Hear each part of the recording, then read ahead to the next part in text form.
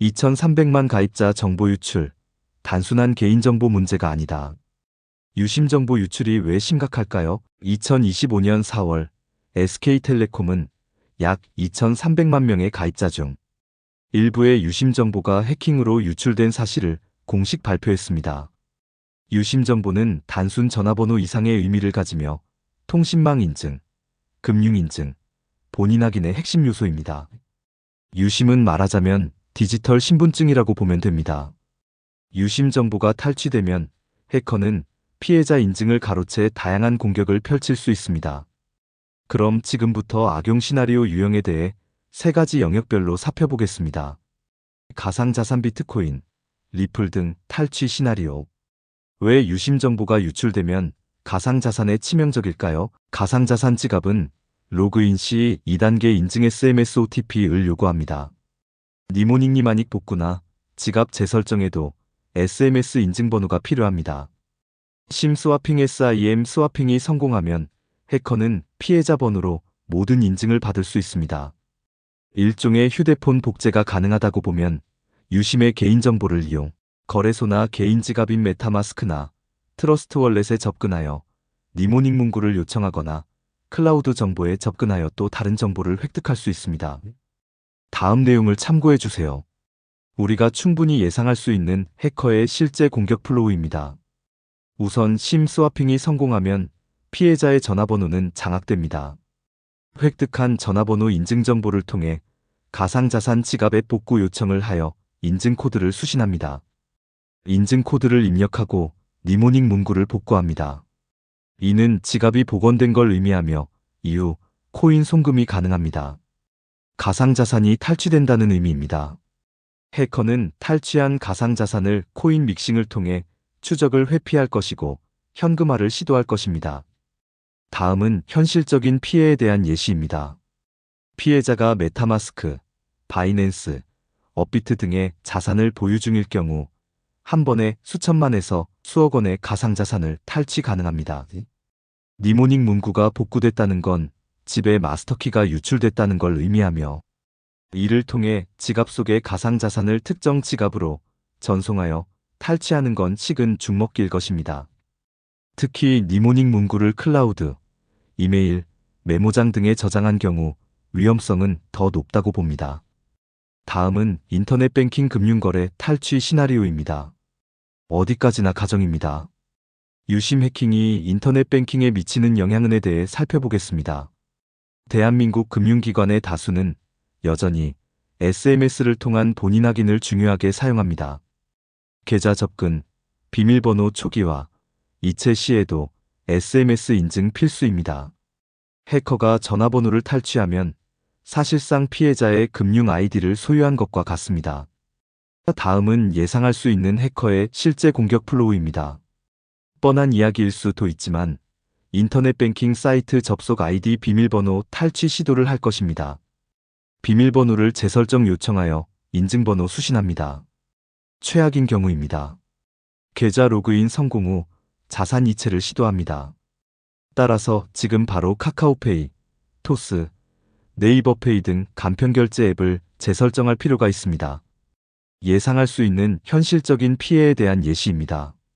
뻔한 이야기일 수도 있지만 현실적으로 피해자 명의로 소액대출, 신용카드 발급 신청 등 바로 금융사기로 이어질 수 있습니다.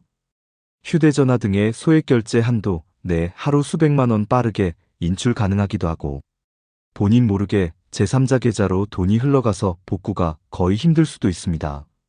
다음은 회사나 공공기관의 비즈니스 시스템이 해킹당할 수 있는 침해 시나리오입니다. 개인 유심 정보가 조직 보안까지 무너뜨릴 수 있을까요? 일부 기업이나 기관 등에서는 업무용으로 개인 휴대폰 번호를 사용하기도 합니다. 회사 이메일, VPN, ERP 전사적 자원관리 시스템 등 업무 인프라가 이 전화번호와 연결되어 있습니다. 해커가 전화번호를 장악하면 업무용 인증 시스템까지 무력화할 수 있습니다. 너무 지나치다고 생각되시나요? 충분히 가능한 시나리오 아닐까요? 예상할 수 있는 해커의 실제 공격 플로우입니다.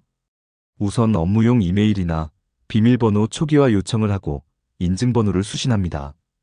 기업의 VPN망이나 접속용 OTP 초기화를 위해 인증번호를 요청하여 수신합니다. 그 다음은 내부 네트워크 접근하여 기밀 자료를 다운로드하거나 탈취합니다. 슬랙이나 팀즈 같은 사내 메신저를 사칭하여 공격합니다. 예상할 수 있는 현실적인 피해에 대한 예시입니다. 공공기관 기밀 자료가 유출된다면 당연히 국가 기반 시설이 보안 위협에 노출될 수 있습니다. 물론 그 가능성은 낮지만 인증정보가 유출되었다고 가정하면 충분히 예상할 수 있는 시나리오입니다. 대기업 같은 경우 영업비밀이 탈취되어 경쟁사에 판매하거나 협박 용도로 사용될 수도 있고, 내부 시스템에 랜섬웨어를 심어서 금전을 요구할 수 있습니다. 전문가 관점 대응 전략 제안. 그렇다면 어떻게 해야 될까요? 번거롭고 귀찮지만 유심은 반드시 교체해야 됩니다. 가까운 대리점이나 고객센터를 통해 반드시 조치를 취해야 되며, 이건 최소한의 조치입니다. SKT에서 공지했는데도 개인이 후속 조치를 게을리했을 경우 나중에 피해가 발생해도 배상받기가 힘들 수도 있습니다. 아래 내용을 참조하여 조치하시기를 권고합니다. 물론 뻔한 이야기일 수 있고 지금도 잘 대응하고 있는 분들도 있으리라 생각되지만 다시 한번 아래 내용을 살펴보시기를 권장드립니다. 개인 차원에서 할 수 있는 대응 방법입니다. 유심 즉시 교체입니다. 통신사를 방문하거나 고객센터를 통해 본인 확인 후 유심을 재발급 받습니다. 아직 설정하지 않으셨다면 OTP 기반 2차 인증 활성화하십시오. 구글 AUTHENTICATOR 등 SMS 대신 앱 인증 방식을 변경하십시오. 가상자산의 니모닉 정보를 종이나 오프라인에 저장하십시오. 특히 클라우드나 이메일에 니모닉 문구 등을 저장하지 마십시오. USB나 종이에 저장하는 걸 추천합니다. 클라우드에 저장한다면 자기만이 알아볼 수 있도록 암호화할 필요가 있습니다. 모든 금융결제 앱의 거래 시 알림 정보를 활성화하여 자산 탈취 여부를 모니터링 하십시오. 이렇게 하면 어느 정도 빠른 탐지와 대응 가능할 것입니다. 다음은 기업이나 기관 차원의 대응입니다. 당연한 이야기이지만 이번 기회에 업무용 번호와 개인 번호 분리하는 것입니다. 사내 VPN이나 이메일에 무조건 MFA, 즉 멀티팩터 오센터케이션 적용합니다. 직원 대상 보안 교육을 강화합니다. 당분간 내부 시스템 접근 이상 징후 모니터링을 강화합니다. 이상으로 해커가 악용할 수 있는 시나리오에 대해 살펴봤습니다. 이번 SKT 유심 해킹 사건은 단순한 개인정보 유출이 아니라 디지털 신분 도용이라는 점에서 심각합니다.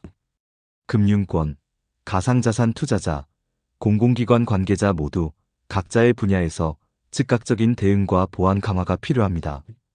오늘 조치하지 않으면 내일 당신의 자산과 정보가 해커의 손에 넘어갈 수 있습니다.